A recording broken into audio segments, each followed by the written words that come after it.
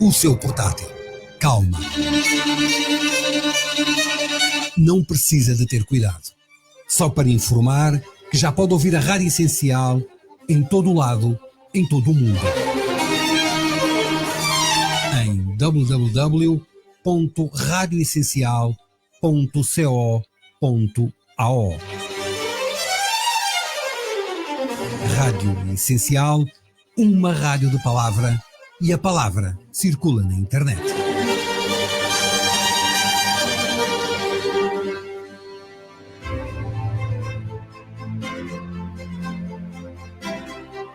O resumo da semana no programa Dias Andados com Sueli de Melo.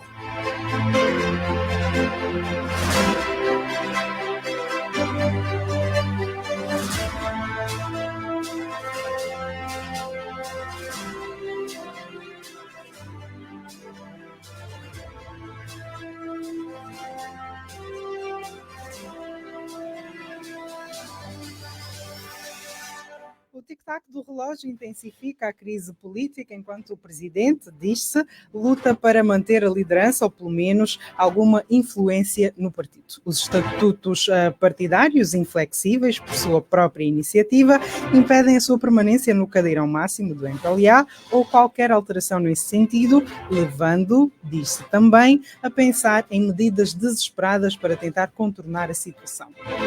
Dentro do partido, ao que parece, as facções se dividem, com alguns a apoiarem efusivamente, ou pelo menos publicamente, o presidente na luta pela liderança, enquanto outros, ainda que timidamente ou na calada, buscam uma nova direção para o partido.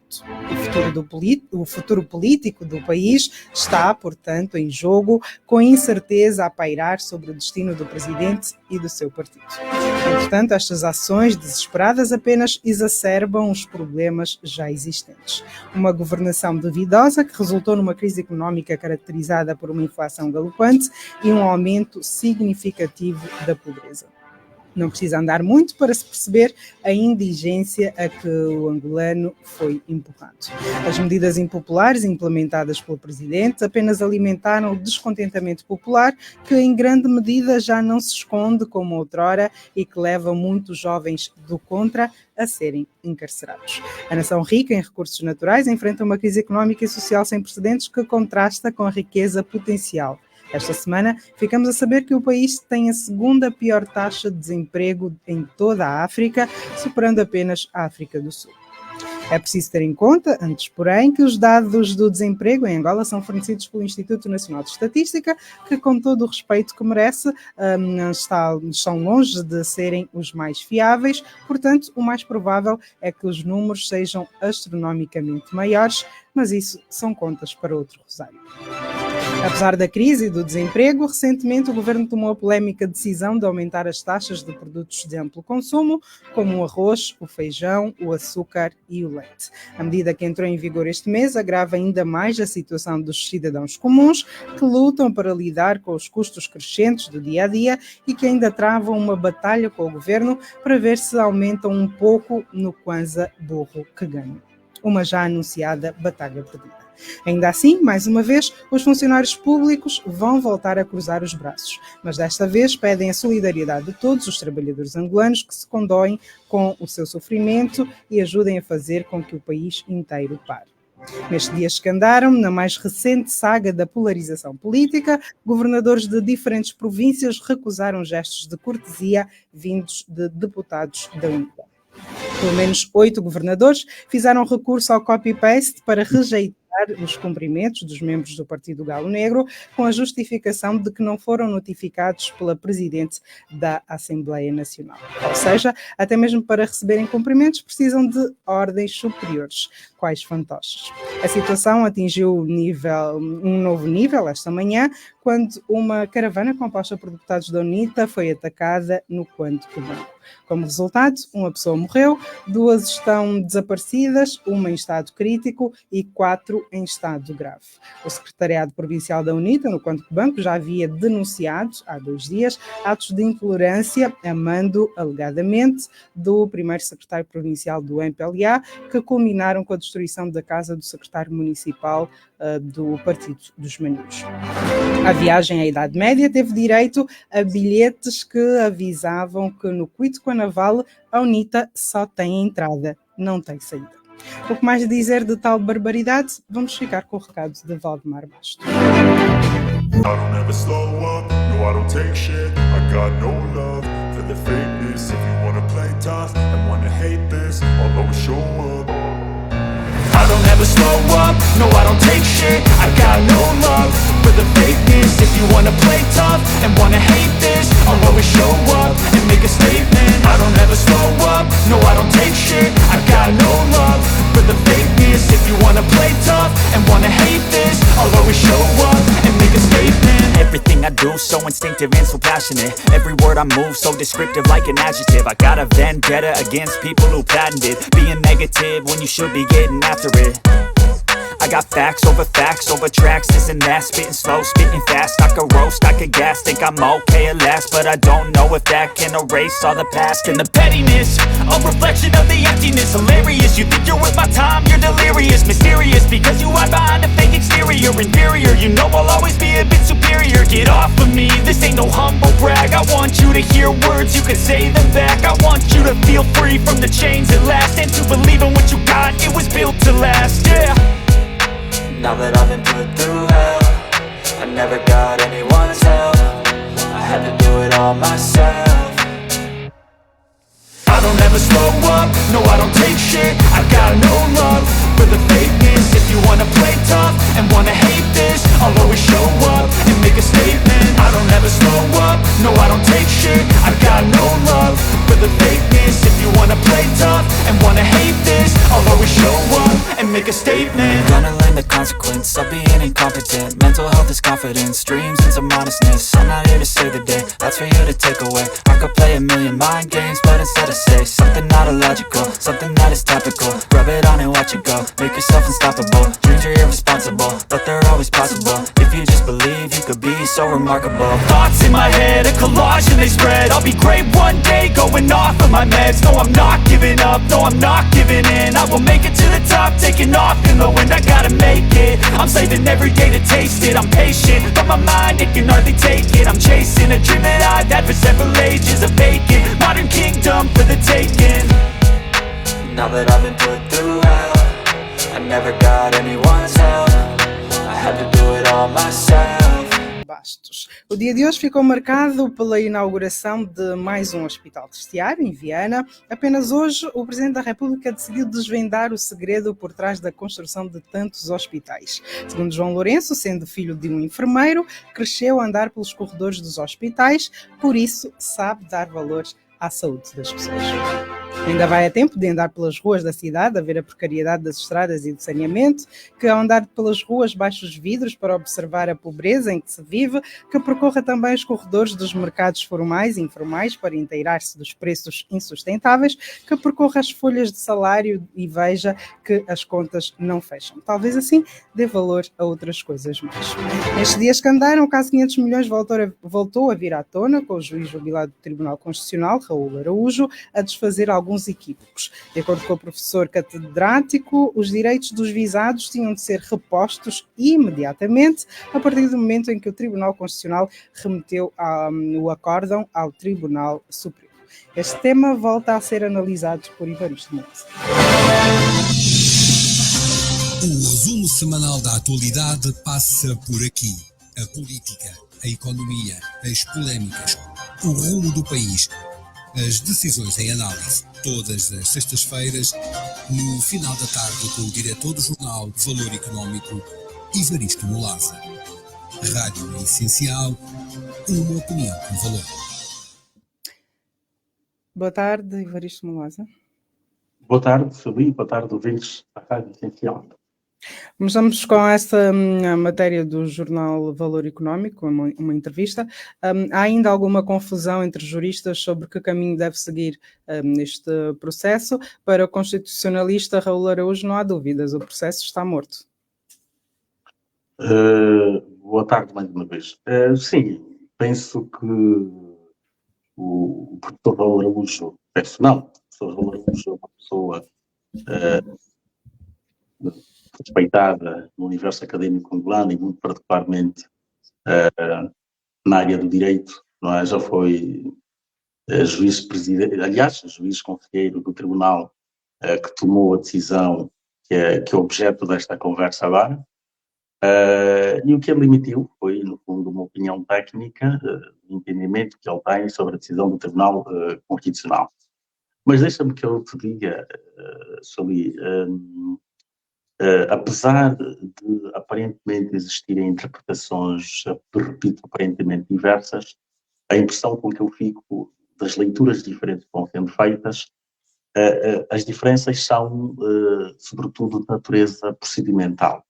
Ou seja, há quem, como é o caso do professor Raul Araújo, que entenda que o processo devia morrer e ponto final, uma vez que o Tribunal Constitucional é a última instância da jurisdição constitucional, é evidente. É o garante máximo do respeito da Constituição, da legalidade, portanto, dos valores e princípios fundamentais que regem a nossa vida. Há quem, entretanto, entenderá que, por conta do artigo 47, número 47 da Lei do Processo Constitucional, e artigo este que é referido, de resto, no acórdão do Tribunal Constitucional, aí necessariamente uma fase, digamos, procedimental, que é assumida pelo Tribunal Supremo, não é? Que passa, no fundo, pela conformação da decisão tomada pelo Constitucional. Ou seja, não tenho a impressão que existam propriamente opiniões diferentes relativamente àquilo que será o efeito final da decisão tomada pelo Tribunal Constitucional. Parece-me haver aqui diferenças essencialmente do ponto de vista dos procedimentos, dos passos que devem ser seguidos, o que é que deve acontecer em termos mais imediatos e o que é que não deve acontecer em termos mais imediatos. Portanto, o Dr. Raul Araújo pensa, e pelos argumentos que ela apresenta, que efetivamente não havia necessidade, eu estou a fazer esta interpretação livre nos termos da forma como ele coloca a questão, que o processo morreu e ponto final, e há uns que pensam que, nos termos da referência que o acórdão faz do artigo número 47 da Lei do Processo Constitucional, esta tal lei que foi de 2008, que surge na sequência do chamado, do antigo, tem sido caso Pina da Silva.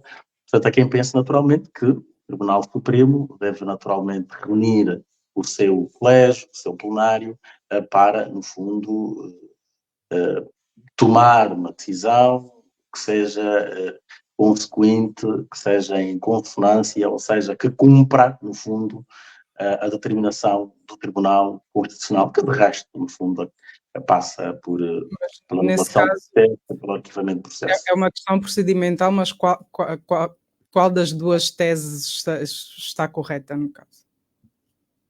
Bem, eu não sei se deve ser colocada a questão no plano da correção, porque não me parece que existam propriamente teses incorretas, porque o mais importante neste particular, eu penso que é o entendimento que há sobre sobre aquilo que deverá ser, no fundo, o desfecho do processo, tendo em conta a decisão do Tribunal Constitucional. Portanto, esta questão procedimental, embora tenha as suas derivações, tenha a sua importância por causa da questão dos timings, porque a perspectiva do professor Raul Araújo do imediatismo pressupõe que, efetivamente, a partir do momento em que a decisão está tomada, não há conversa, não é? Ponto final. Os direitos dos visados têm de ser repostos e, entretanto, essa perspectiva da questão procedimental também tem, de certo modo, alguma cobertura no tal artigo 47 da Lei do Processo Constitucional, que, de resto, é referido também, este artigo, no próprio acórdão do Tribunal Constitucional. Portanto, eu penso que não parece aqui se colocar propriamente a questão da correção ou da incorreção, porque, independentemente do caminho que eventualmente se siga, nos termos destas duas, digamos, correntes de opinião, se assim podemos considerar, independentemente do caminho que se siga, todas as correntes concluem que, efetivamente, a decisão deverá passar pelo desfecho do processo, tendo em conta os elementos, a gravidade das circunstâncias e dos factos levantados pelo acórdão do Tribunal Constitucional. Mas esta prerrogativa de passarem novamente para o Tribunal Supremo dá a liberdade, se assim posso dizer, que o caso tenha, o desfecho do caso não seja tão imediato como se esperava ou como se espera. Pode ainda levar Bem, algum tempo, tem algum timing.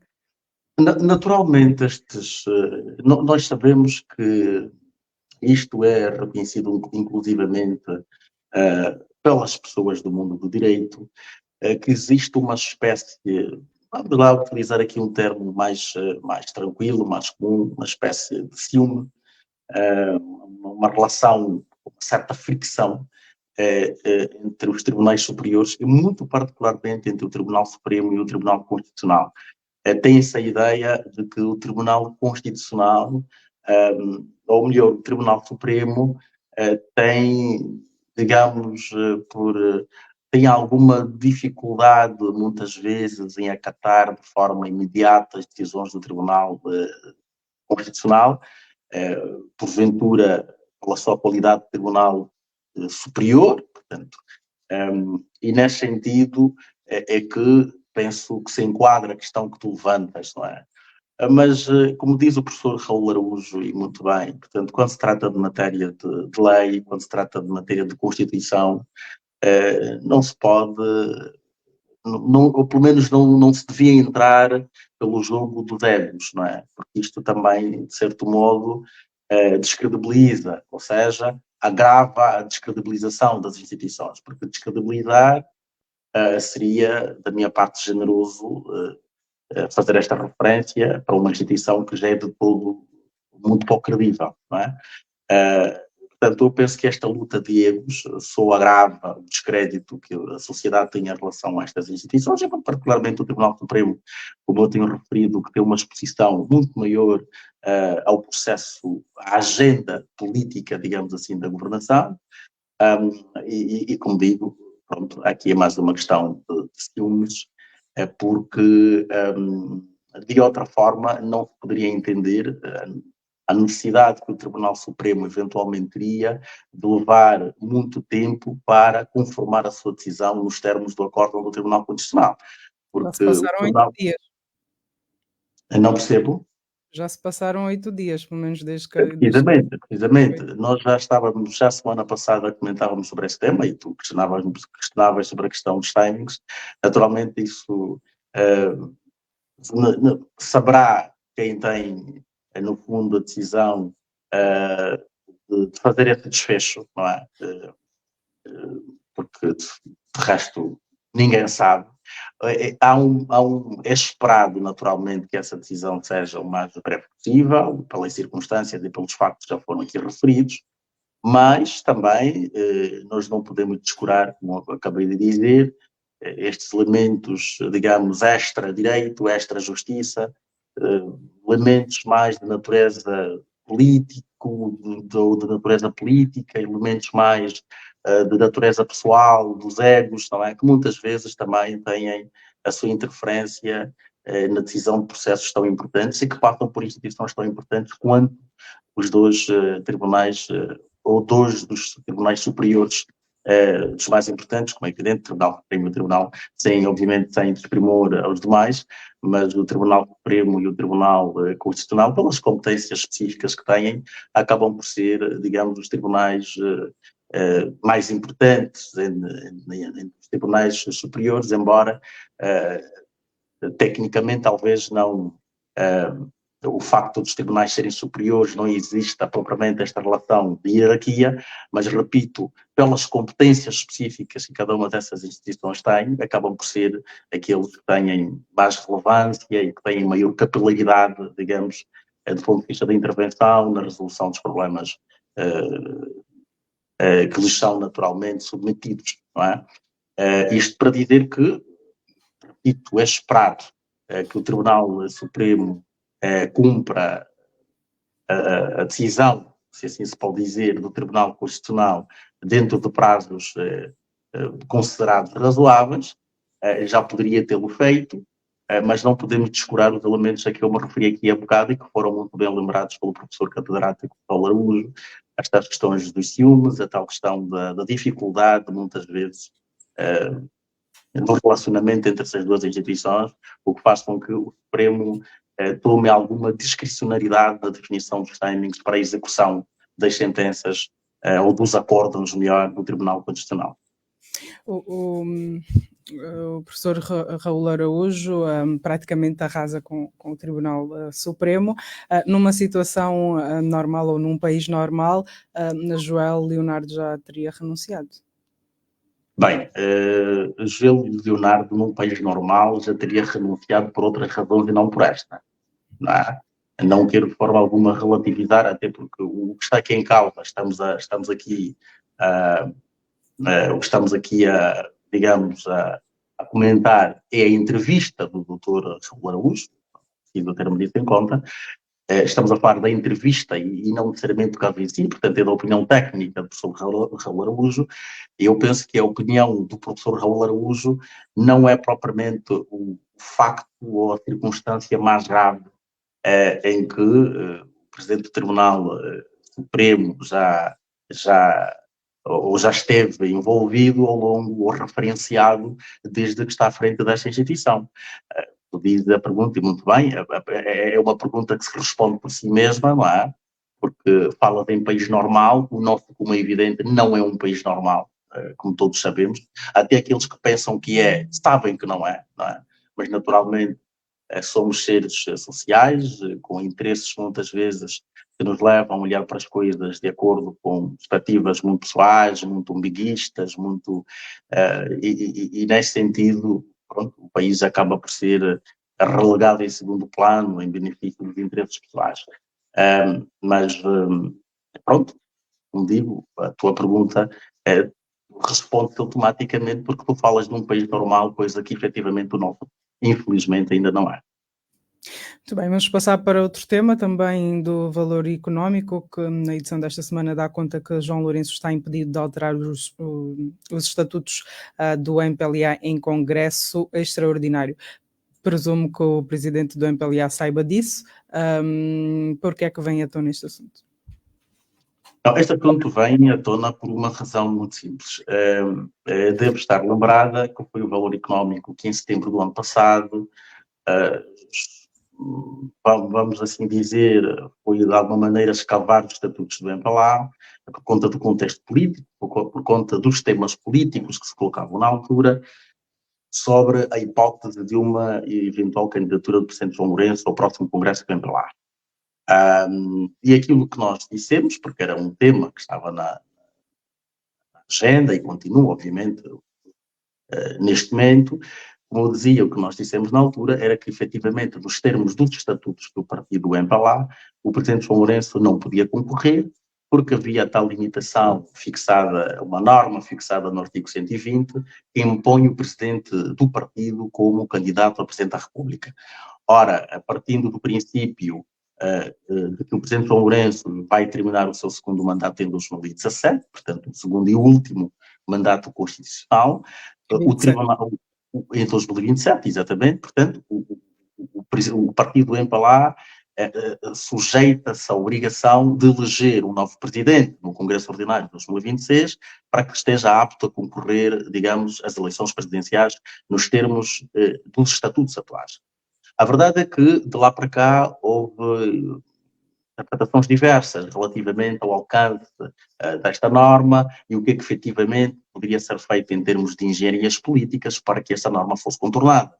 E uma das soluções que foi sendo aventada, que foi sendo colocada em cima da mesa, era a possibilidade da alteração dos estatutos num Congresso Extraordinário, antes, obviamente, do Congresso Ordinário em 2026, para que a tal norma fosse expurgada e assim o presidente João Lourenço se colocasse apto, não é? Digamos, se habilitasse a concorrer ao Congresso para presidente do partido, ainda que, obviamente, estivesse limitado em relação à corrida às presidenciais, portanto, da República. Ora, o que é que o valor económico traz desta vez? O valor económico traz desta vez mais uma norma, mais uma limitação que decorre dos próprios estatutos, que dizem que o Congresso Extraordinário não tem competências para alterar estatutos.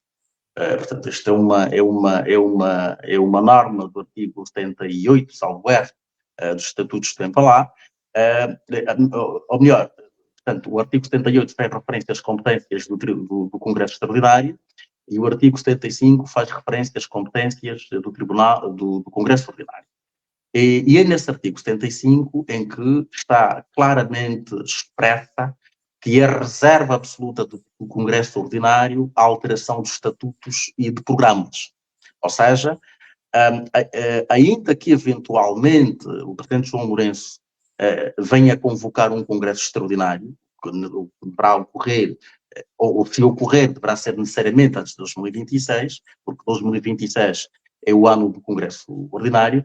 Portanto, dizia, ainda que seja convocado um Congresso Extraordinário, poderiam ser tomadas decisões, obviamente, legítimas, do ponto de vista da vida interna do partido, mas estas decisões não poderiam extrapolar ao ponto de se alterarem os estatutos, porque era reserva exclusiva do Congresso Ordinário. Eu ouvi alguns comentários de alguns analistas, digamos assim, que dizem que os partidos políticos têm a liberdade de definir as suas próprias regras internas e definirem portanto, os mecanismos de regulação, os seus próprios regimentos e etc. Ora, a verdade é que esta prerrogativa que os partidos políticos têm não está, digamos, não está exonerada de responsabilidades, quer perante a lei dos partidos políticos, quer perante a Constituição. Ou seja, os partidos políticos não podem, digamos, elaborar ou conformar estatutos que estejam desalinhados com princípios fixados, quer na lei dos partidos políticos, quer na Constituição. E relativamente a esta matéria, a própria lei dos partidos políticos é muito clara. A lei dos partidos políticos não só estabelece princípios de democraticidade, o que pressupõe, naturalmente, a necessidade ou a obrigatoriedade da ausência de discriminação, portanto, ninguém pode ser discriminado em termos de filiação, a possibilidade, seja qual for a natureza, sexo. Mas relativamente à alteração dos estatutos em Congresso Extraordinário ou Ordinário, a lei dos partidos políticos diz alguma coisa? Estabelece alguma coisa? Não, a lei dos partidos políticos fixa balizas, e as balizas que a lei dos partidos políticos fixa são, eu referia-me aqui há bocado, em relação à questão, por exemplo, do princípio democrático, que é um princípio que está fixado, penso eu, no número 8 da lei dos partidos políticos, e este princípio, como eu dizia, pressupõe não só o facto de os partidos não poderem discriminar as pessoas por razões de várias ordem, quer pelo sexo, quer pela raça, que é o tal termo raça que é discutível, quer pela cor da pele, o que for, mas também a questão da eleição dos seus órgãos representativos dentro dos tais princípios democráticos. Os princípios democráticos e regras democráticas também são definidas nos estatutos. O artigo 20, por exemplo, da Lei dos Partidos Políticos, diz nomeadamente que os estatutos devem fixar, por exemplo, a periodicidade em que se realizam as reuniões de renovação de mandatos. E os estatutos do MPLA, no caso dos congressos ordinários, fixa a periodicidade de 5 em 5 anos. Ou seja, não há aqui qualquer incompatibilidade entre as disposições, digamos, importantes relativamente a esta matéria que estão fixadas na lei dos partidos políticos e as normas que estão estabelecidas nos estatutos do MPLA. Se a lei dos partidos políticos diz que os estatutos devem, entre outras obrigações, têm de fixar a periodicidade da renovação dos mandatos, quer dos órgãos centrais, quer dos órgãos locais, quer dos órgãos, aqui eu refiro-me, obviamente, os órgãos centrais, refiro-me nomeadamente a direção do partido e os órgãos intermédios e afins. Portanto, se estes órgãos devem ser eleitos de forma periódica, periodicidade esta que é uma obrigatoriedade que decorre da lei dos partidos políticos, então o Congresso Ordinário deverá deverá acontecer em 2026, e é este Congresso que fixa as normas pelas quais os membros dos cargos diretivos, portanto, como é que estes membros devem ser eleitos. Não é? No caso dos estatutos serem alterados em 2026, a partir de quando é que entram em vigor? Não, em princípio, até pela prática, os estatutos entram em vigor, não têm efeitos retroativos, ou seja, não é esperado que em 2026, no Congresso Ordinário, se aprove um estatuto para reger o Congresso de 2026. Isso não faz sentido, não faz qualquer sentido. Portanto, o Congresso, os estatutos... Não é possível, não é possível, isso não é possível. Portanto, o Congresso Ordinário de 2026 terá de ser regido pelas normas fixadas nos estatutos atuais. E as alterações que eventualmente vier a ser efetuadas neste Congresso vão valer para o depois, como é evidente, para o futuro. Não se vão criar regras novas no Congresso de 2026 para eleger os membros ou os órgãos diretivos que vão sair daquele Congresso. Portanto, qualquer coisa que nem sequer é suscetível de qualquer comentário. Portanto, o Congresso de 2026, em princípio, deve reger-se pelas normas dos estatutos atuais. Depois poderão ocorrer alterações, mas que vão valer naturalmente para o futuro, e não serão alterações que deverão beneficiar, digamos, os órgãos ou as pessoas, as entidades que estiverem a concorrer nos órgãos naquele Congresso específico. É por esta razão que, quer do ponto de vista estatutário, e esta é uma referência que está no texto que tu referes, portanto, quer do ponto de vista estatutário, e aqui vamos falar especificamente da questão portanto, da presidência do MPLA, para não extrapolarmos a presidência da República, porque aí já temos o limite da Constituição, portanto, a Constituição que fixa e ponto final, portanto, isso não parece que seja um debate, mas mesmo dentro das próprias normas e regras do MPLA, e nos termos do estatuto especificamente, o presidente João Lourenço fica inabilitado. Não só pela tal norma 120, que faz do presidente do partido o concorrente às presidenciais, mas também por esse impedimento que ele tem de alterar os estatutos num Congresso Extraordinário.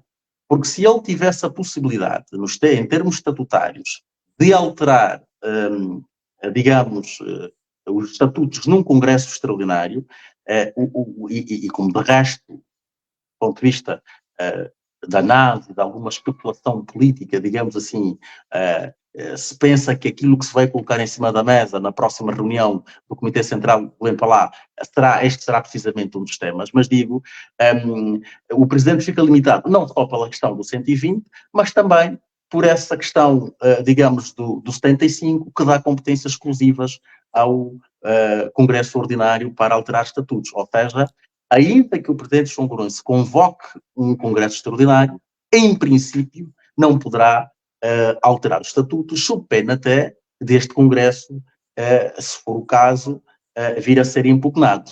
E nós não nos podemos esquecer. Sim, ias perguntar. Eu ia perguntar, imaginemos um cenário em que se violem os estatutos, haja um concerto entre pares e ninguém decida impugnar o Congresso. Passa no barulho ou qualquer pessoa, ainda que não seja membro do partido, pode tomar a iniciativa de impugnar? Bem, aquilo que os juristas dizem é que qualquer pessoa pode impugnar. Qualquer pessoa pode impugnar.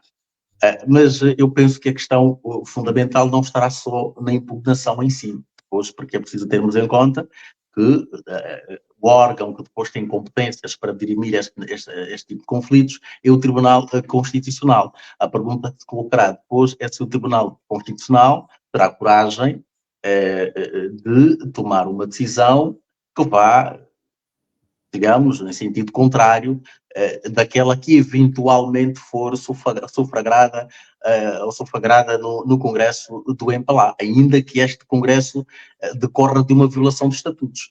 A questão que se vem colocar aqui é se depois o Tribunal terá de facto, coragem para proceder, por exemplo, como procedeu em relação à questão do Congresso da UNITA. Porque, como, aliás, é preciso lembrar, a propósito disso, Arriscarias uma resposta? eu não percebo. Arriscarias uma resposta? Se o TC Bem, teria do ponto de vista, é evidente que uma resposta é sempre difícil, porque nós não nos podemos esquecer, e nós volta e meia temos que falar sobre isso, infelizmente, que tudo isso tem de ser lido no contexto do país em que vivemos, no contexto do regime que governa o país, e que é alicerçado por um conjunto de instituições, incluindo naturalmente as instituições da justiça.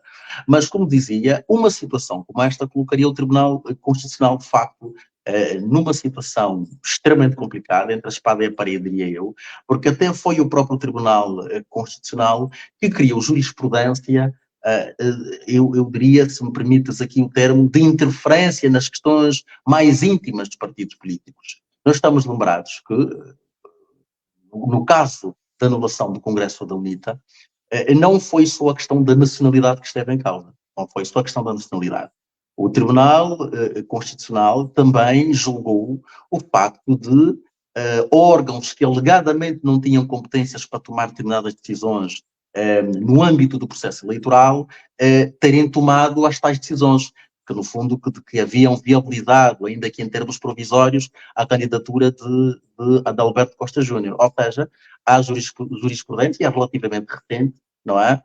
Sobre matérias relacionadas com conflitos dos partidos políticos. E estou aqui a citar este caso muito particular, não só por ser recente, mas também por ter características muito específicas com aquelas que potencialmente poderiam se apresentar numa eventual impugnação de um congresso do MPLA que viola os estatutos atuais. Tá? E por isso é que eu digo que o tribunal seria de facto um teste de fogo violento e para o Tribunal Constitucional, até por conta de tudo isto que eu disse há bocado, estamos a falar de jurisprudência muito recente, o Tribunal na altura referiu o facto de um comitê criado na UNITA ter assumido competências que pertenciam a um outro órgão no quadro do processo eleitoral, dentro da própria UNITA, portanto, entre os vários argumentos que haviam sido elencados para anulação do Congresso. Ora, se nós estivermos perante uma situação de violação de estatutos no MPLA e este Congresso for impugnado, e como hoje já aqui disse, salvo interpretação contrária, não há qualquer disposição a nível da lei dos partidos políticos ou da Constituição que dê a prerrogativa aos partidos políticos de violarem os seus próprios estatutos. Não é preciso, deixa-me lembrar aqui já agora, que eu referia-me ao caso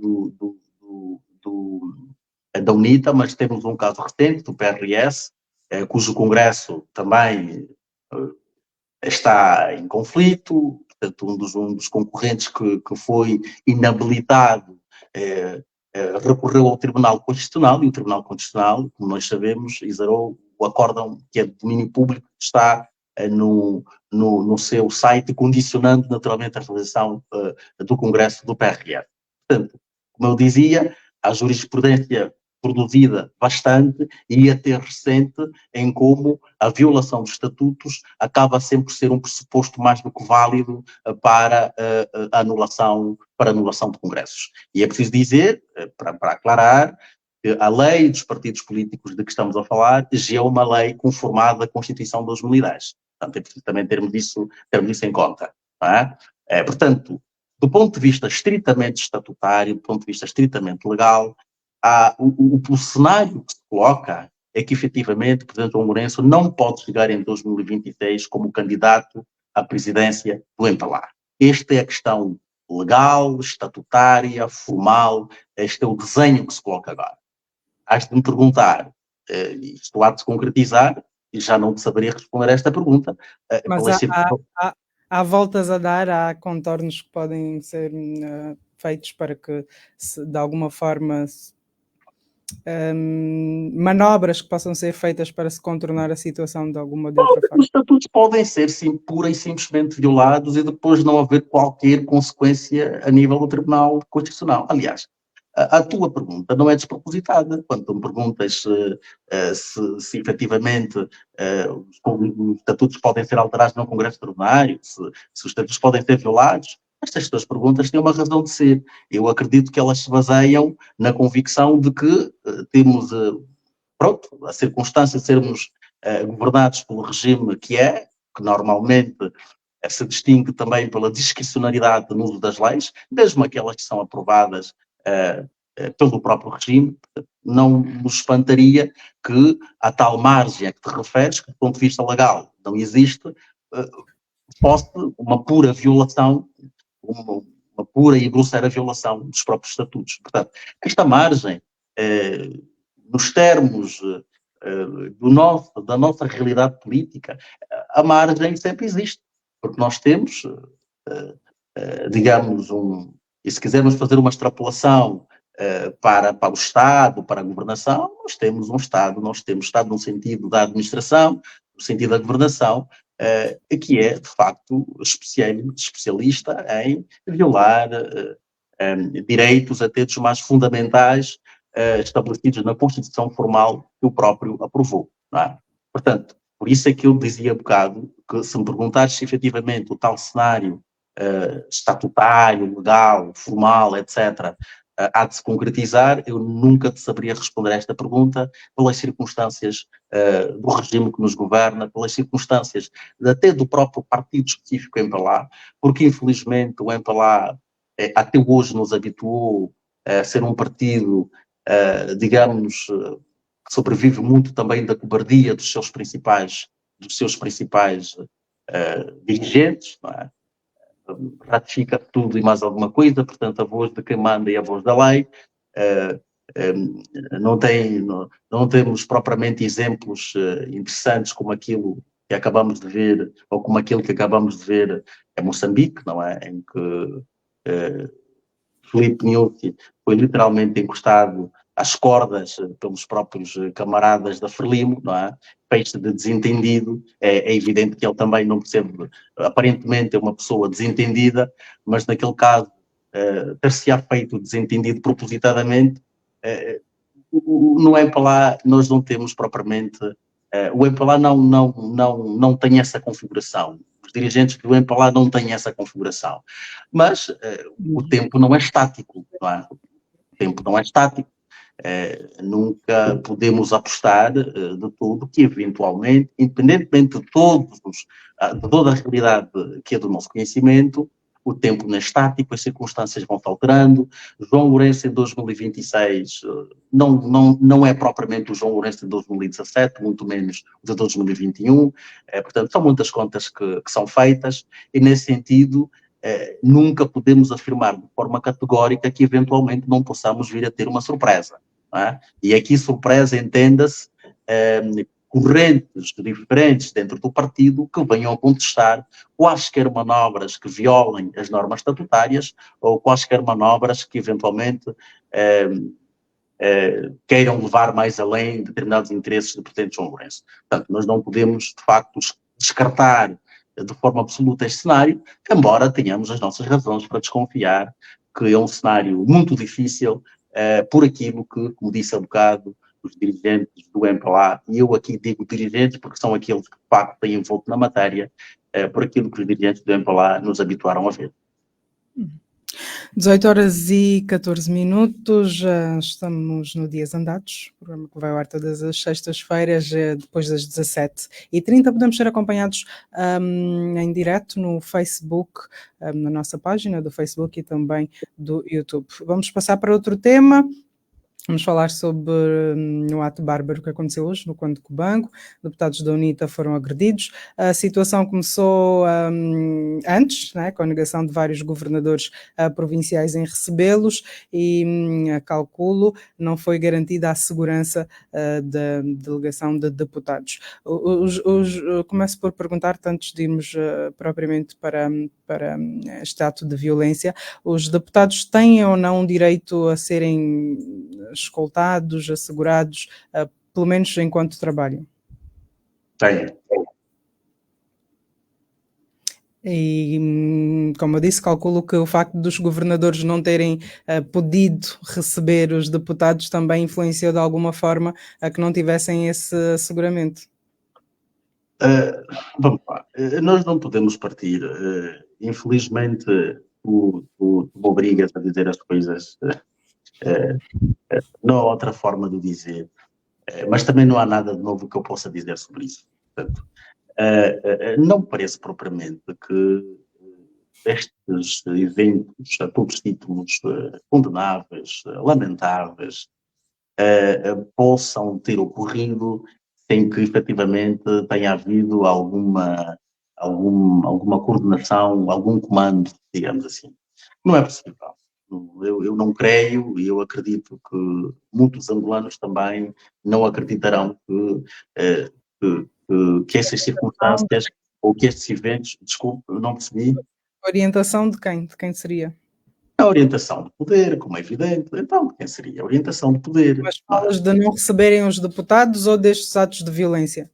Mas, aparentemente, embora estejamos aqui no exercício, digamos,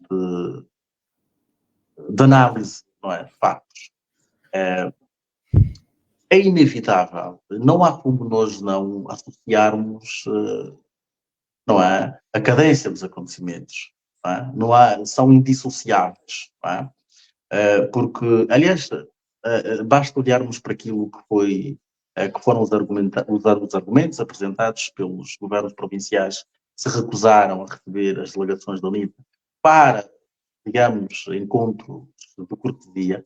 Basta olharmos para os argumentos que foram apresentados, arrolando todas as estruturas do Estado, quer dizer, os governos provinciais, as entidades municipais, as entidades comunais, para uma agenda de interesse público, que é só de conhecimento, provavelmente, destes governos provinciais do bem para lá. Basta olhar para aquilo para nós percebermos que estamos, tal coisa, não é? Tal coisa do Partido-Estado, um partido que confunde efetivamente a esfera de atuação do partido com a amplitude que é o Estado, com aquilo que é a amplitude que é o Estado, e dito isto, tudo fica mais ou menos explicado, não é? Fica tudo mais ou menos explicado. Agora, isto é muito mau, mete pena, não é? Mete pena que Angola, hoje, é inevitável às vezes fazer recurso a este lugar comum, não é?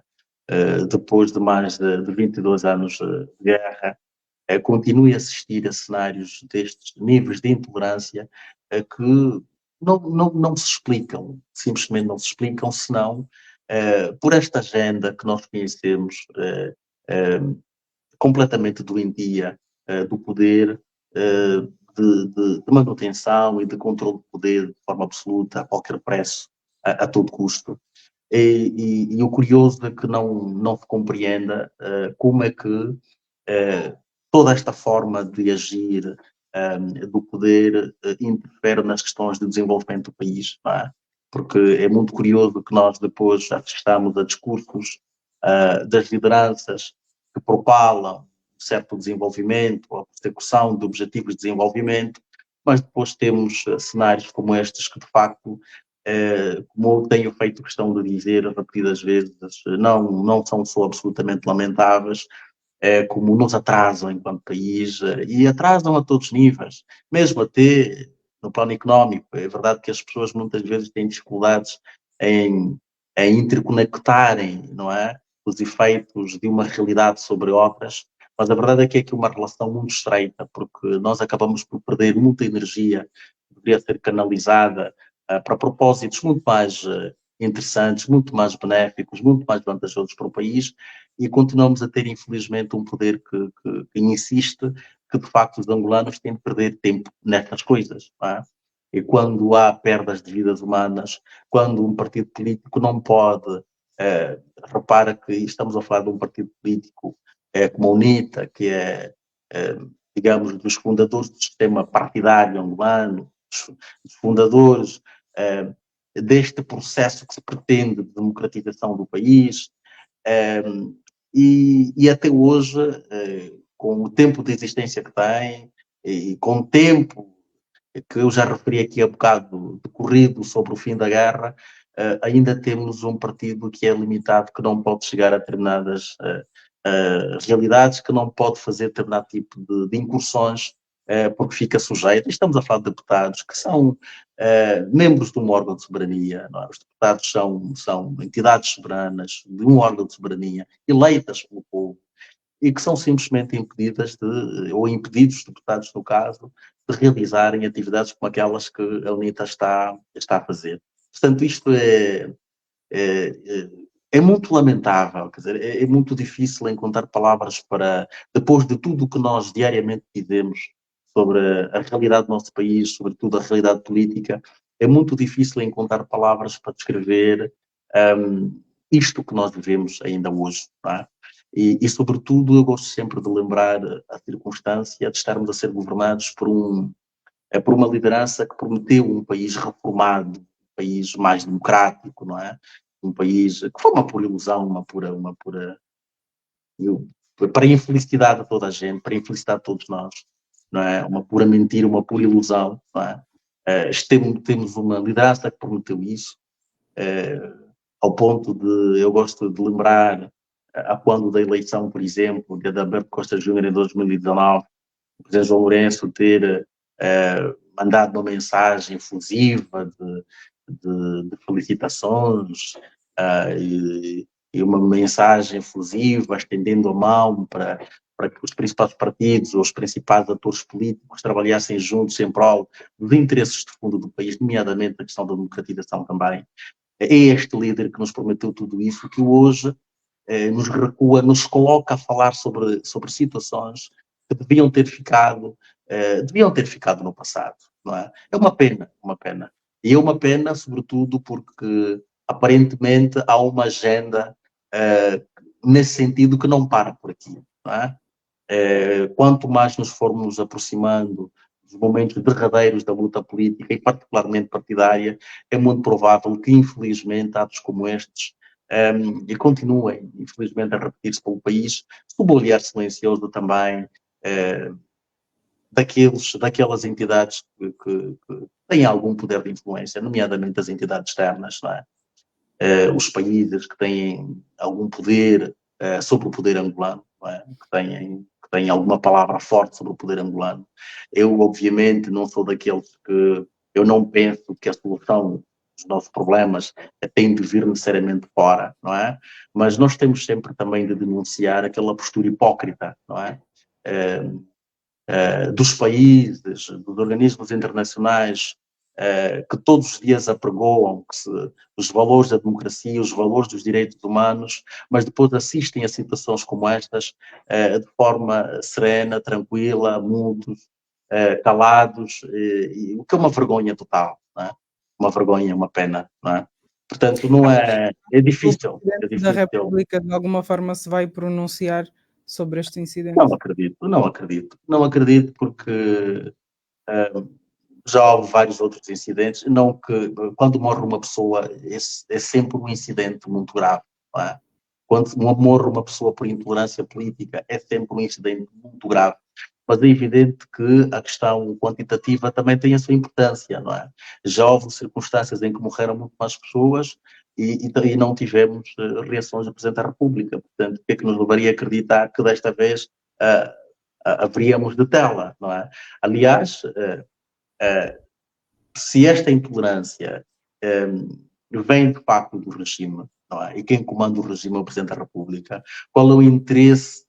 Porque a UNITA faz uma denúncia e aponta o dedo diretamente, até agora infelizmente não temos outras versões dos factos, aponta o dedo diretamente ao regime como sendo o mandante deste evento de intolerância, não é? A pergunta que eu responderia com uma pergunta também, quer dizer, se as coisas são efetivamente assim, e quem comanda o regime é o Presidente da República, estaria até a contradizer se eventualmente dissesse qualquer coisa no sentido condenatório, não é? Destas, porque eu não posso acreditar. Podemos também que seja um caso isolado, que não tenha havido propriamente de cima, mas que alguém tenha tomado... Não. Eu não acredito nisso. Porque, repara, nós não estamos a falar de uma situação qualquer, nós estamos a falar de uma agenda, de um partido político importante, não é? Que é comunicada com antecedência, não é? que as entidades públicas todas elas tomam conhecimento, e depois são confrontadas, no caso, são confrontados os partidos políticos ou o partido específico com esse tipo de realidade. Portanto, nós não podemos partir da perspectiva ingênua de que isto é qualquer coisa que terá sido obra do acaso. Até porque, repara, nós não estamos a dizer propriamente de um caso isolado. Nós, todos os anos, de forma sistemática, temos situações gritantes de violação dos direitos humanos decorrentes de intolerância política.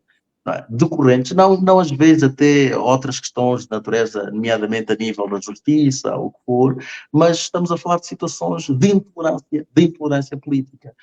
Portanto, eu não acredito, francamente, que este evento possa ser interpretado de forma isolada, senão num conjunto, se assim podemos considerar, de uma estratégia que se enquadra no tal pacote de castração das liberdades, de controlo do poder, porque de outra forma não se pode entender que estejamos a recuar para o paleolítico, não é? Permanentemente, quer dizer, não se deixa o país andar, não é? Por interesses, e não é por interesses do país, é preciso que se desmistifique isso, é por interesse de pessoas, não é? Porque se estas pessoas que governam Angola governassem no interesse do país, eu penso que todos nós estamos de acordo que Angola hoje estaria em patamares muito superiores àquele em que se encontra. Portanto, não há uma governação no interesse do país. E quando eu falo numa governação no interesse do país, é a todos os níveis, incluindo ao nível do respeito, obviamente, dos direitos humanos, da promoção das liberdades, da promoção da democracia. Não há qualquer... Tanto, e assim, repara que há bocado, e vê a conexão que existe entre os temas, ainda há bocado falávamos de um eventual, deste tal futuro periclitante dentro do MPLA, que no fundo também se debate com questões democráticas, não é? Porque se nós estamos aqui a comentar a hipótese de violação de estatutos, estamos aqui perante... Isso já não existe em realidades, em realidades urbanas e urbanizadas, não é? Politicamente urbanas. Quer dizer, estas questões de discutir estatutos, de violar estatutos, coloca-nos mesmo num nível muito básico. Estamos o que é lamentável, porque Angola mereceria mais numa altura como esta, porque tem tudo para merecer mais, mas por conta de interesses muito específicos, não são interesses do país, é preciso que repita isso, são interesses de grupos, são interesses de pessoas, o país vai continuando aprisionado, como temos visto até agora.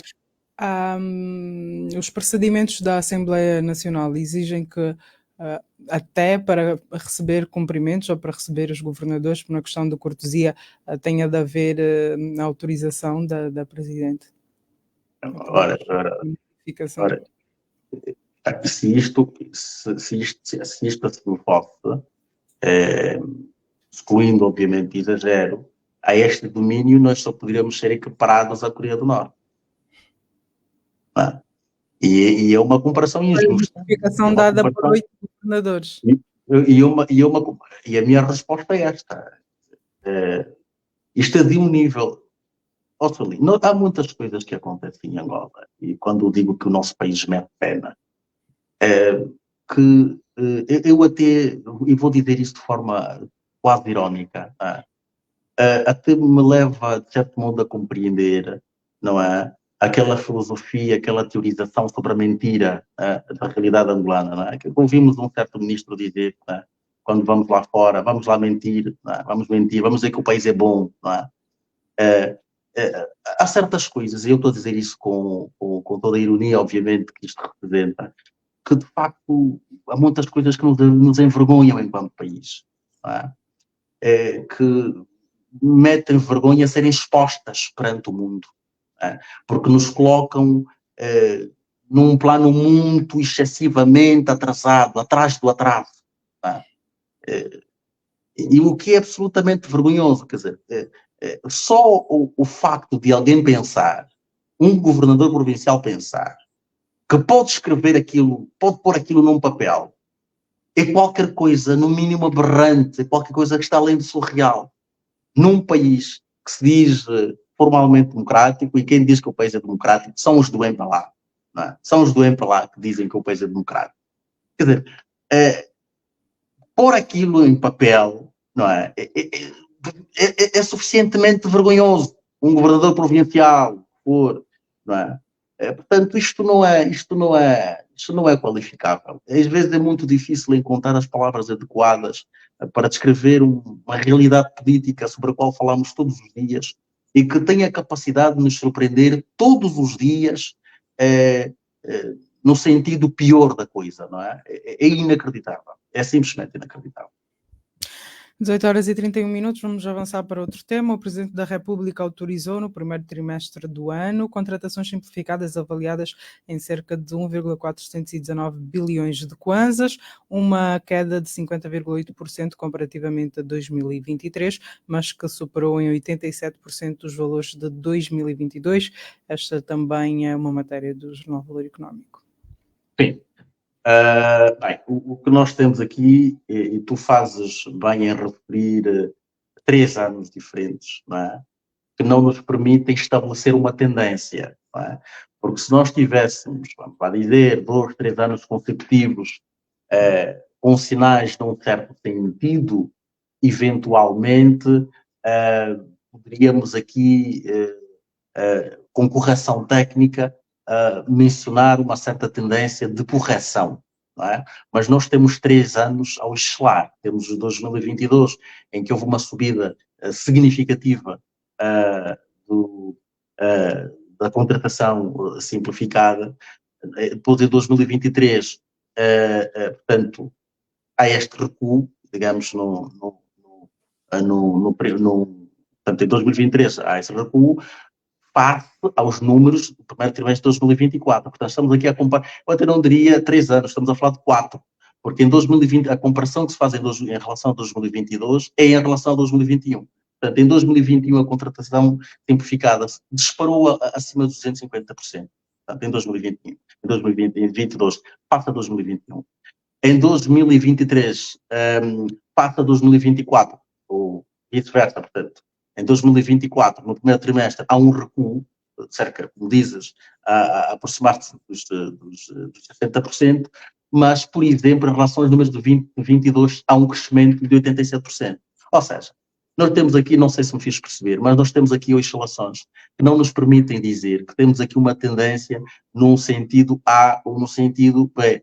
A verdade é que os números de 2023 são, de facto, inferiores em relação os de 2024, melhor, o primeiro trimestre, estamos a falar do primeiro trimestre, estamos a falar de comparação homóloga. Portanto, os de 24 são inferiores aos de 2023, mas são superiores em relação aos de 2022. Os de 2022 foram superiores em relação aos de 2021. Portanto, repito, nós não temos aqui propriamente dados colocados de tal forma sistematizada e sistemática que nos permitam dizer que há uma tendência num ou noutro sentido. O que eu pretendo dizer com isso, sendo positivo que tenha havido esta diminuição da contratação simplificada, é positivo pelas razões que nós sabemos, porque naturalmente a contratação simplificada é dos caminhos, como nós sabemos, de promoção, de compadrio e da corrupção. Toda a gente percebe isso, e por isso, aliás, é que nos países civilizados, que não é o caso de Angola, estas contratações são verdadeiramente censuradas e quando elas acontecem, são de tal forma censuradas que se tornam verdadeiros assuntos nacionais que geram debates a todos os níveis, mas em Angola estas coisas passam como se nada fosse, não é? Precisamente a diferença entre a anormalidade e a normalidade, não é? Em Angola estes temas passam de forma como se nada representassem. Mas, como dizia, é um sinal positivo por conta dos efeitos maliciosos associados. Não é, pelo menos, já os números desejáveis ainda. Não, muito longe, muito longe. Eu digo que é positivo no sentido em que aponta para um caminho de correção. Essa é uma leitura lógica. Se nós condenamos ou criticamos a contratação simplificada em números absurdos e fazemos a comparação homóloga entre 2024 e 2023, estamos a referir-nos ao primeiro trimestre e há uma redução, nós temos que naturalmente encorajar e dizer que o caminho efetivamente é este. Dito isto, primeiro, ainda estamos perante números verdadeiramente significativos, ponto número 1. Ponto número 2, não temos o conforto de dizer que estamos perante uma tendência no sentido da correção, por conta das referências a que eu fiz há bocado, porque os números de 2022 cresceram significativamente em relação aos números de 2021, os de 2023 idem em relação aos de 2022, e os de 2024 é que quedam em relação aos de 2023, mas superam os de 2022. Portanto, não temos aqui ainda, digamos, um ciclo suficientemente estável, longo, e aqui o longo, se deve entender no sentido absurdo do termo, ou no sentido exagerado do termo, nós não temos aqui sequer 3, 4 anos estabilizados para dizer que, de facto, a contratação simplificada está a seguir uma tendência de queda. Portanto, é apenas este ano e é apenas o primeiro trimestre. Vamos ver como é que esta modalidade de contratação há de se comportar em relação aos números consolidados do segundo trimestre, e depois, obviamente, faremos as comparações homólogas para, no fundo, também, digamos, reforçarmos um bocadinho mais aqui esta opinião sobre o eventual caminho que se está a seguir num ou noutro sentido. Estes dados surgem numa altura em que um relatório elaborado pelo Escritório de Representante Comercial dos Estados Unidos indica que a prevalência da corrupção, deficiências no combate aos crimes financeiros, dificuldades na obtenção de divisas e o abuso no procedimento da contratação simplificada são entraves ao comércio com os Estados Unidos. Bem, teria sido muito interessante e o embaixador dos Estados Unidos vai ouvir-me, ou melhor, não me vai ouvir porque não me ouve, provavelmente. Mas eu teria de dizer outra vez isso em relação ao embaixador dos Estados Unidos, teria sido muito interessante ele ter questionado a propósito de relatores que são elaborados por agências norte-americanas sobre a realidade do ambiente de negócios em Angola. Não é? Porque penso eu, por aquilo que nós temos ouvido vezes sem conta do embaixador dos Estados Unidos, ele vê um país diferente daquilo que é mencionado por esta agência, não é? Que faz este relatório anual sobre o comércio externo norte-americano, sobre a relação norte-americana em matéria de comércio com os demais países do mundo, não é? Porque ele repara que são levantadas questões que nós temos estado a apontar, que são persistentes, não é? A questão da corrupção, por exemplo, num governo que se diz reformador e que, de facto, está a combater a corrupção, não é? Mas está aqui 8 anos depois, ou 7, peço desculpas, quase 7 anos depois da questão da corrupção, continua a ser apontada como um problema grave, como um entrave grave, digamos, quando os americanos falam... Combate-se em 7 anos? Não percebo. Combater-se a corrupção em 7 anos? Não, tanto que não, que penso que, não sei, há muito poucos países no mundo, eu vou dizer isso com algum cuidado, que poderão dizer que não têm corrupção. Não sei se há algum país que poderá dizer isso. Eventualmente haverá. Não estou a querer dizer que, nesse período, o Presidente da República seria capaz, de facto, de combater a corrupção como ele se propôs fazer. Não estou a dizer isso. Embora ele próprio tenha pensado que sim. No princípio, se nós fizermos uma analepse, se nós fizermos um recuo no tempo e olhar para as declarações do Presidente João Lourenço, as palavras eram fortes, eram palavras de um homem que estava convencido que mudaria Angola de água para o vinho em um ano. Não é? As palavras eram muito fortes. Depois foi mudando, foi obviamente percebendo que desconhecia a realidade, ou pelo menos tinha uma noção muito limitada da dimensão dos efeitos do fenómeno, e depois foi ajustando o discurso paulatinamente, até que chegou ao ponto de dizer que não, este é um mal que nós vamos continuar, para continuar a combater a vida toda praticamente. Depois houve aqui uma espécie de extremos, não é, dos discursos do Presidente, não é? Portanto, eu não disse o que disse para querer dizer que seria possível combater a corrupção em 7 anos, mas a questão não é esta. Repara, por exemplo, que este relatório faz menção ao facto de não se apresentarem ou não serem aprovado leis de forma sistematizada, um pacote de leis de verdadeiro combate à corrupção, por exemplo. Não é? É destas questões a que eu me refiro. E repara que nós, aliás, desde o princípio, tu também, felizmente as palavras ficam gravadas e é possível encontrar isso. Nós também sempre dissemos que os aspectos de combate à corrupção tinham de passar por uma reformulação, por uma reformatação completamente das instituições, e aqui começando necessariamente pela legislação. A legislação era importante. Não é? E nós, quando temos um governo, e o Presidente da República em particular, que diz que não conhece país democrático no mundo nenhum em que os titulares de cargos públicos são obrigados a fazer declaração de bens, está tudo dito. Não é? Está tudo dito. Porque há poucas formas de aferir até que ponto é que determinado governante ou determinado político foi corrupto. Há poucas formas de aferir, senão pela comparação do património que este político detinha na altura da sua nomeação e do património que, entretanto, passou a deter na altura da sua saída do poder ou da governação. Portanto, há poucas formas tão efetivas, eficazes, eficientes de medir, digamos, a corrupção, nomeadamente nos titulares de cargos públicos, senão por mecanismos legais como estes. E até hoje faz-se resistência na aprovação de leis progressistas relativas em matéria de combate à corrupção. Aquilo que nós vimos de leis que foram aprovadas, foram leis que foram aprovadas mais no interesse de assambarcar coisas. Não é? E eu gosto muito de uma expressão que se usa muito de forma vulgar, para se dividirem.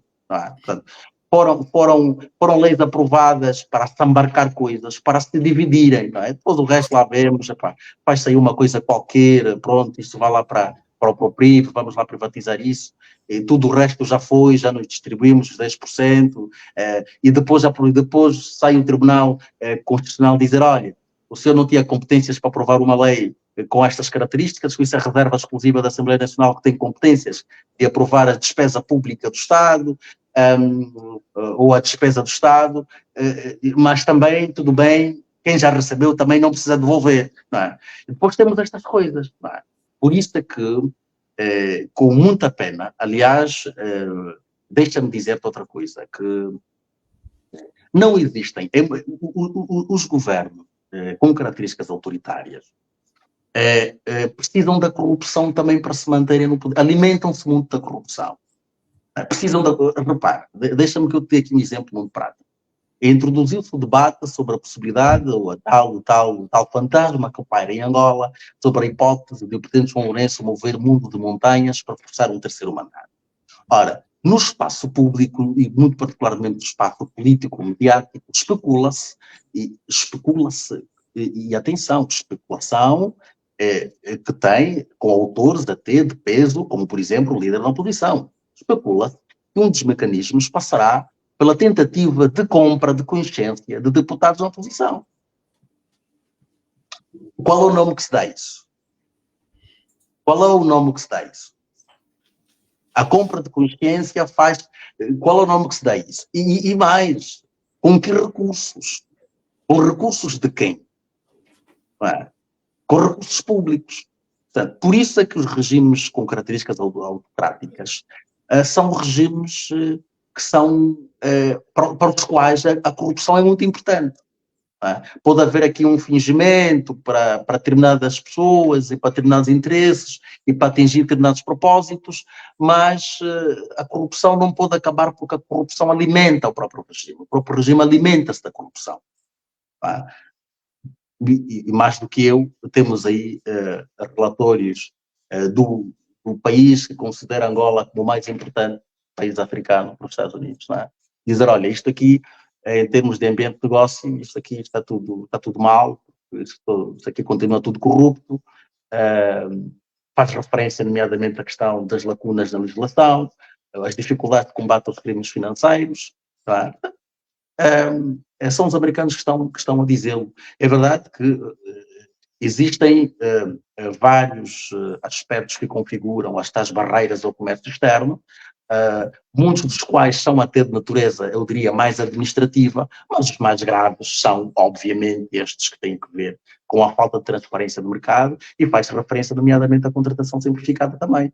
Portanto, um governo que aposta significativamente na contratação simplificada não pode ser um governo decidido a combater a corrupção. Muito bem, 18h45, vamos já para o último tema em análise do dia, é já um assunto rotineiro aqui, né? Vai haver mais greve, desta vez de 8 dias. Bem, o presidente João Lourenço disse hoje, salvo erro, que percebeu miúdo, porque andou pelos corredores, ele percebeu quando era miúdo, não sei se depois de lá para cá não percebeu mais, não viu mais, mas ele fez questão de explicar que foi quando o miúdo que viu doentes em estado calamitoso, o calamitoso é sublinhado meu, não é do presidente, e aquela imagem terá ficado na memória do presidente, porque ele entende que deve fazer hospitais, porque é muito sensível em relação às matérias de saúde. Bem, isto até pode parecer um bocado, eventualmente contra a natura, mas não. Eu penso que ninguém está contra os investimentos e ninguém pode estar contra investimentos que se fazem, nomeadamente na saúde. Só que o que muita gente diz sobre esta matéria é que a saúde não pode ser vista na perspectiva como o presidente João Lourenço vê. Porque o presidente João Lourenço vê a saúde, vê que a saúde passa pela construção dos hospitais. A melhoria da saúde passa pela construção dos hospitais.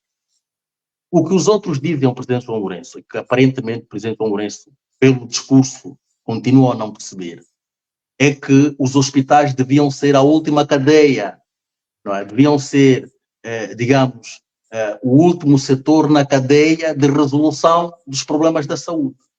Pronto, se nós dermos empregos melhores às pessoas, se nós dermos... Porque repara que a questão da saúde, salvo, obviamente, nós sabemos que também existem aquelas patologias que não têm rigorosamente nada a ver com a questão económica das pessoas. Mas no caso de Angola, a doença também está muito associada, sobretudo aquela que afeta as grandes massas, está muito associada também à pobreza e às condições em que as pessoas vivem. Portanto, enquanto não se combaterem as questões do fundo, é isso que tem dito o Presidente, não é? Ele até pode fazer um hospital em cada bairro, mas Angola não vai ter saúde. Ele pode decidir assim num certo ano. O próximo ano, por exemplo, bem, vamos dedicar 50%, 60% do orçamento de Estado à saúde.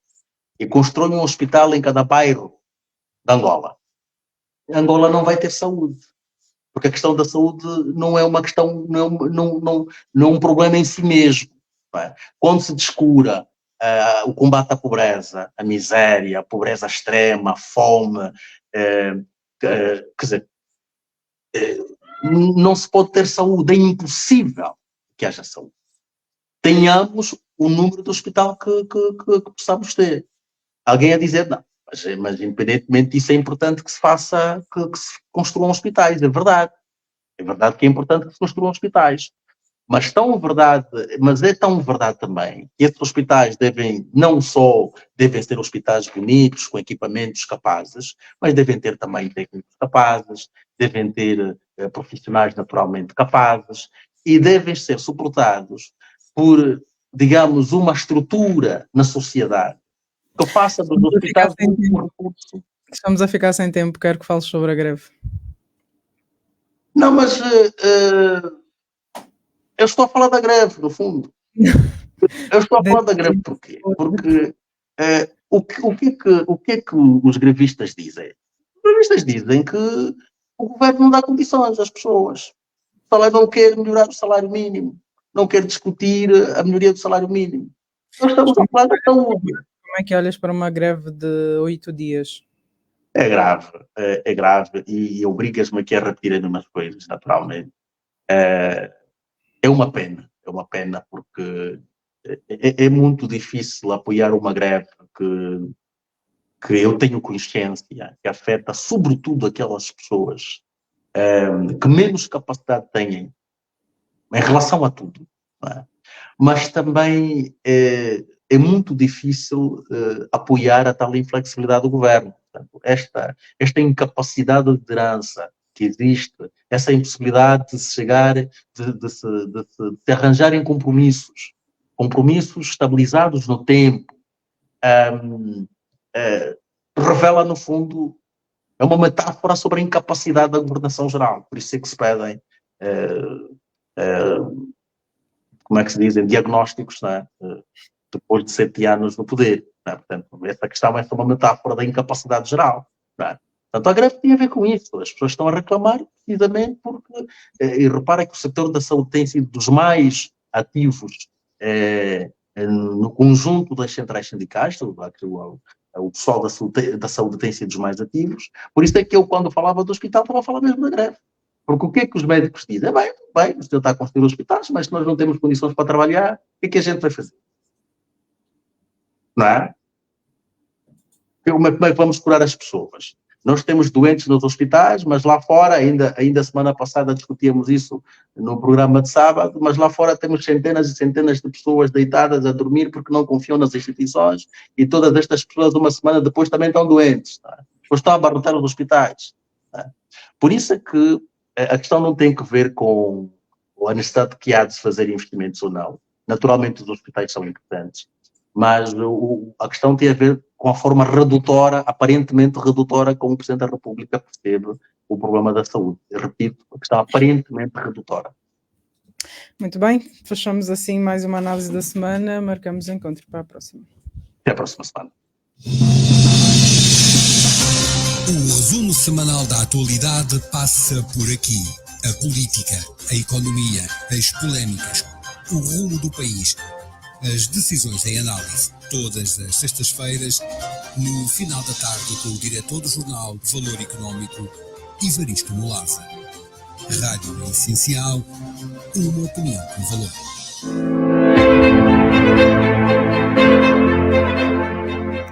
18h52 é também o ponto final a mais uma edição do programa Dias Andados. Já sabe que não nos podemos ir embora sem as habituais perguntas, sem ofensa, de Geralda Embaló. Este programa teve o apoio de Rita Fernando, Nilton Ventura e Mercedes de Andrade. Nós voltamos a próxima semana. Até lá. Passe bem. E agora, pergunto eu, com Geralda Embaló, todas as sextas-feiras, depois das 17h30. Rádio Essencial, em 96.1, uma rádio de palavra. Perguntar não ofende. Seja bem-vindo, querido ouvinte, a este seu espaço onde perguntar não ofende. No final de uma semana em que morreu de cancro aos 76 anos, O.J. Simpson, o ex-atleta jogador de futebol americano, afro-americano, que foi o protagonista de um dos julgamentos mais mediáticos de todos os tempos, que aconteceu em 1995 e que já naquela altura 150 milhões de pessoas assistiram direto na televisão. Nascido Orenthal John Simpson, foi acusado do assassinato da ex-mulher e do amigo dela, a facada, num julgamento que dividiu opiniões tanto nos Estados Unidos como no resto do mundo, que levantou questões de racismo, de classicismo, inclusive eu fiquei a saber que hoje, por um artigo no New York Times, que deu projeção ao primeiro Kardashian famoso, mas que, sobretudo, colocou a justiça, o Ministério Público americano que o acusava, no lugar de réu por ter possivelmente cometido erros como a famosa luva que pediram a Simpson para calçar aos olhos de todo o mundo. Um caso que deixou no ar imensas perguntas por responder e que deu aso a múltiplos livros, múltiplas séries e filmes. A propósito de filme, não podia deixar passar a oportunidade de falar de um filme que me é muito próximo do coração e que está este final de semana em cartaz no Fortaleza, em Luanda, antes de ir depois para outras províncias, que é uma produção angolana e que, em mês de sensibilização para o autismo, retrata uma experiência de autismo em Angola que vale a pena testemunhar. Um projeto de que estou particularmente orgulhosa porque deve a sua existência a um grupo de pessoas voluntariosas, talentosas, cheias de força, cujo objetivo é aumentar a sensibilização para o autismo no país e em que se inclui a minha mamã, que, volto a dizê-lo, é uma mucubal, que é uma verdadeira força da natureza. a estreia e o segundo dia já esgotaram, mas se puder vá, querido ouvinte, compre o seu bilhete para ver Iris, um mergulho no mundo dos autistas. A propósito ainda de filme, de outros filmes menos beneméritos, menos dignos, marcaram a atualidade da semana que passou. Em Moçambique, o tema da sucessão do atual presidente, Filipe Nyusi, que para além de outras semelhanças e proximidades com o nosso, estava também de olho num terceiro mandato, apesar de não ter grandes avanços no desenvolvimento do país, ao cabo de quase uma década de poder para apresentar. Mas, e agora pergunto eu, se em 10 anos não conseguiu nada de substancial em termos do que seria importante, nomeadamente a melhoria dos indicadores de qualidade de vida dos moçambicanos, de melhorias substanciais na educação, na saúde, no saneamento, no emprego, o que pode convencer um indivíduo de que não chega de tentativas e erros, de que não chega das suas escolhas, de que não chega da sua presença, de se impor, de impor a sua presença a tantos milhares, milhões que não o querem lá? Como é que se pode convencer de que 10 anos não chegam? Uma década. Teve o seu tempo, não conseguiu resolver os problemas da população, do povo. Sai e dá a vez aos outros que podem ter ideias mais frescas, que não têm os mesmos passivos, que quanto mais não seja, é o que deve acontecer em democracia, porque a alternância ajuda também a renovar e melhorar os sistemas governativos. Mas os nossos líderes têm claras dificuldades com o conceito de sair do poder.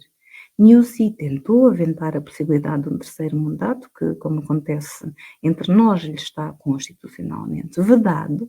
Não teve apoio do seu partido, nem os seus próprios correligionários o querem lá, por isso não conseguiu fazer uma alteração constitucional que o permitisse a tempo. Agora está a fazer discursos sugerindo que a realização das eleições é tão cara no país, em Moçambique, que o dinheiro seria melhor empregado no financiamento às tropas moçambicanas que lutam com o terrorismo no norte do país. Filmes de veras tristes, querido ouvinte. Esta semana, numa reunião de um dos braços da Frelimo, o partido irmão do nosso MPLA, e é tanta a irmandade que teve o nosso PR, quando ainda estava em campanha, foi lá a Moçambique referir-se à oposição alheia como malandros, que era apenas o começo de várias pérolas de inconveniência verbal do nosso presidente, mas dizia que numa reunião dos combatentes da luta de libertação nacional de Moçambique, o adido de imprensa de Nyusi entrou em pânico e chegou ao ponto de interferir com o sinal das câmaras, desligou as câmaras mesmo, que transmitiam em direto o evento.